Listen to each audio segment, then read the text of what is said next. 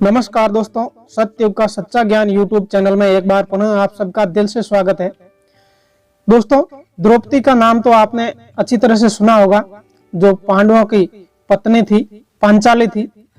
द्रौपदी का चरित्र क्यों रहा था अनोखा और द्रौपदी का अपने 5 पतियों के साथ कैसा रहा संबंध, इसके बारे में आज एक कहानी के माध्यम से बात करेंगे। बहुत ही ज्ञानवर्धक कहानी है। आप इस कहानी को शुरू से लेकर अंत तक पूरा जरूर देखना और हमारे चैनल पर पहली बार पधारे हैं तो चैनल को सब्सक्राइब करके बेल घंटी को ऑल पर क्लिक करें ताकि आने वाली बेस्ट कहानी आप तक पहुंचे। दोस्तों, कहानी शुरू करने से पहले मेरी आपसे निवेदन है कि आप हमारे चैनल पर पहली बार आए हैं तो चैनल को सब्सक्राइब करें, वीडियो को लाइक करें। तो आओ आगे की कहानी शुरू करते हैं। बहुत ही ज्ञानवर्धक कहानी है। इस कहानी को आप शुरू से लेकर अंत तक पूरा जरूर सुनिएगा। द्रौपदी का चरित्र अनोखा है। पूरी दुनिया के इतिहास में उस जैसी दूसरी कोई स्त्री नहीं हुई थी। महाभारत में द्रौपदी के साथ जितना अन्याय होता दिखता है, उतना अन्याय इस महाकथा में किसी अन्य स्त्री के साथ नहीं हुआ है। द्रौपदी संपूर्ण नारी थी। महाभारत की कहानी कौरवों और पांडवों के बीच हुए युद्ध पर आधारित है। कौरवों का अपने चचेरे भाई के प्रति ईर्ष्या रखना, धन संपत्ति का लालच, मानसिक भटकाव, प्रतिशोध की भावना और अपनी ताकत पर घमंड इस भयंकर युद्ध का कारण बना। महाभारत की कहानी में ऐसा बहुत कुछ हुआ है जिसकी कल्पना कर पाना मुमकिन नहीं है। इस श्रेणी में द्रौपदी का 5 भाइयों की पत्नी बनना मुख्य तौर पर देखा जा सकता है। यूं तो आज भी किसी महिला का एक से ज्यादा पुरुषों के साथ संबंध होना सामाजिक तौर पर तुच्छ कर्म ही माना जाता है, लेकिन पहले तो हालात और भी बुरे थे। पुरुषों को तो एक से अधिक महिलाओं के साथ संबंध रखने का, विवाह करने की इजाजत दी जाती थी, परंतु किसी स्त्री का इस विषय में ऐसा सोचना गुनाह था। ऐसे हालतों में द्रौपदी का 5 पतियों की पत्नी बनकर रहना अपने आप में हैरान करने वाली बात थी। द्रौपदी ने जब 5 भाइयों की पत्नी बनने की शर्त कई वचनों के साथ पूरी की, जिसमें सबसे पहली शर्त थी कि वह एक समय एक ही भाई की पत्नी बनकर रहेगी। यह सीमा अवधि 1 साल की होगी। इस दौरान अन्य भाइयों का उससे कोई भी वास्ता नहीं होगा। विवाह के समय वेद व्यास ने श्री द्रौपदी को यह वरदान दिया था कि जब भी वह एक भाई से दूसरे भाई के पास पत्नी बनकर जाएगी, तब वह अपना कौमाकर्य फिर से हासिल कर लेगी। इसके अलावा द्रौपदी को कुछ वरदान हासिल थे जिनका उल्लेख महाभारत की कथा में मिलता है। महाभारत में इस घटना का उल्लेख है कि दुशासन ने अपने अपमान का प्रतिशोध लेने के लिए भरी सभा में द्रौपदी का चीर हरण करवाया था, लेकिन श्री कृष्ण ने स्वयं प्रकट होकर द्रौपदी के सम्मान की रक्षा की।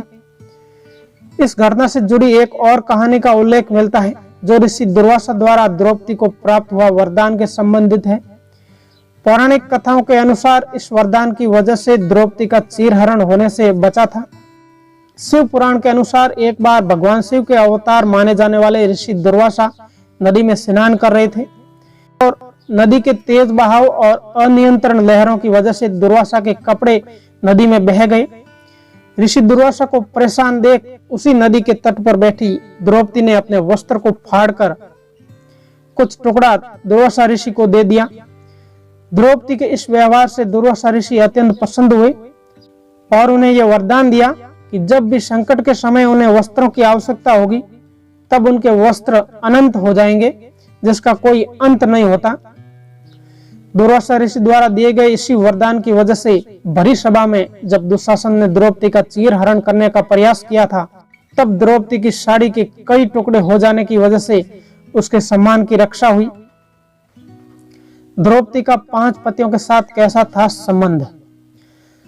संभवतः द्रौपदी भारत की वह प्रथम महिला थी जिसके 5 पति थे। यह वह 5 पुरुषों के साथ सम्मान करती थी। द्रौपदी की कथा से बहुत कम लोग ही परिचित होंगे। क्या उस काल का समाज अस्तित्व वाली स्त्री को एक्सेप्ट करता था? क्या कोई विवाद खड़ा नहीं हुआ?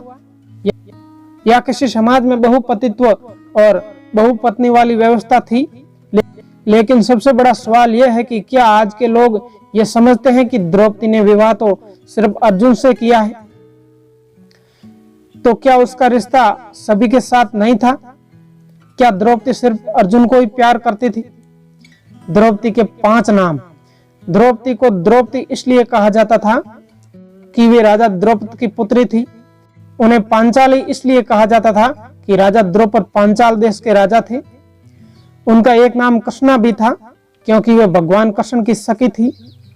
उनका एक नाम याज्ञनी था क्योंकि वे यज्ञ करने के बाद पैदा हुई थी। और अंत में उसका एक नाम सैरदी भी था। सैरदी का अर्थ होता है पति के अलावा अन्य पुरुषों के साथ समरण करने वाली, लेकिन यह सच नहीं है।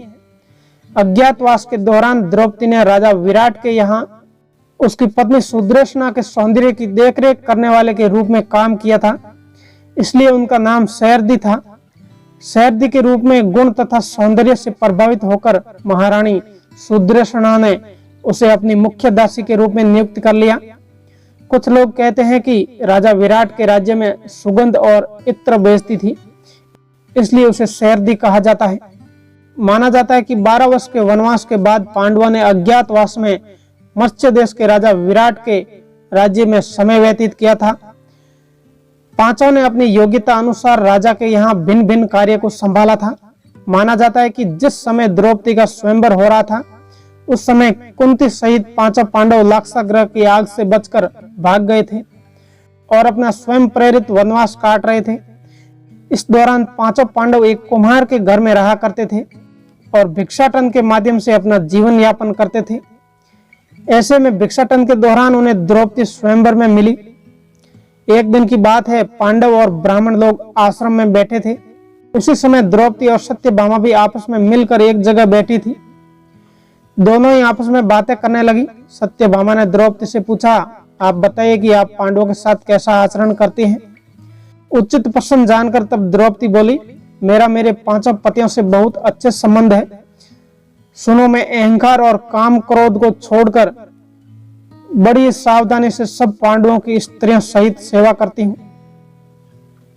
मैं ईर्ष्या से दूर रहती हूँ, मन को काबू में रखकर कटु भाषण से दूर रहती हूँ, किसी के भी समक्ष असभ्यता से खड़ी नहीं होती हूँ, बुरी बातें नहीं करती हूँ और बुरी जगह पर नहीं बैठती हूँ।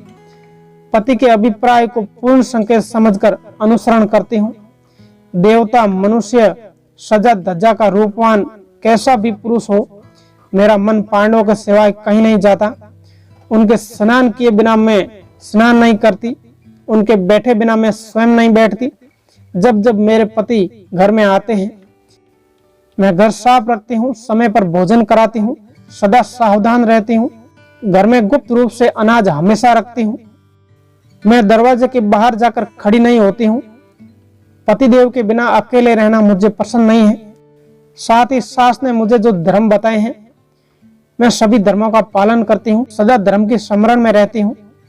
द्रौपदी के 5 पुत्र थे। द्रौपदी ने भी 1-1 वर्ष के अंतराल से पांचों पांडवों के 1-1 पुत्र को जन्म दिया। युधिष्ठिर के पुत्र का नाम था प्रतिविंध्युत, भीमसेन से उत्पन्न पुत्र का नाम था सातुसोम, अर्जुन के पुत्र का नाम था त्रुकर्मा, नकुल के पुत्र का नाम था सतानिक और सहदेव के पुत्र का नाम था सतसेन रखा गया। युधिष्ठिर की दूसरी पत्नी देविका थी। देविका से दोधय नाम का पुत्र जन्मा। अर्जुन की द्रौपदी के अलावा सुभद्रा, अल्पी और चित्रांगना नामक की 3 और पत्नियां थी। सुभद्रा से अभिमन्यु, अल्पी से इरावत और चित्रंगदा से वर्भुवाहन नामक पुत्रों का जन्म हुआ। द्रौपदी के अलावा भीम की हिडिंबा और बलधरा नामक 2 पत्नियां थी। हिडिंबा से घटोत्कच, द्रौपदी के अलावा नकुल की एक और पत्नी थी जिसका नाम था कुर्णेमती। कुर्णेमती से निर्मित्र नाम का पुत्र जन्मा। सहदेव की दूसरी पत्नी का नाम था विजया, जिससे इनका सुश्रोत्र नामक का पुत्र जन्मा। दोस्तों, ये थी पांचों पांडवों और द्रौपदी की कहानी। और द्रौपदी के 5 नाम कौन कौन से वो इस कहानी से आप समझ गए होंगे। दोस्तों, जो भी औरत इस कहानी को पूरे मन से सुनेगी उसके जीवन में कभी भी संकट नहीं आएगा। धन्यवाद दोस्तों, उम्मीद करता हूँ आपको कहानी ये पसंद आई होगी।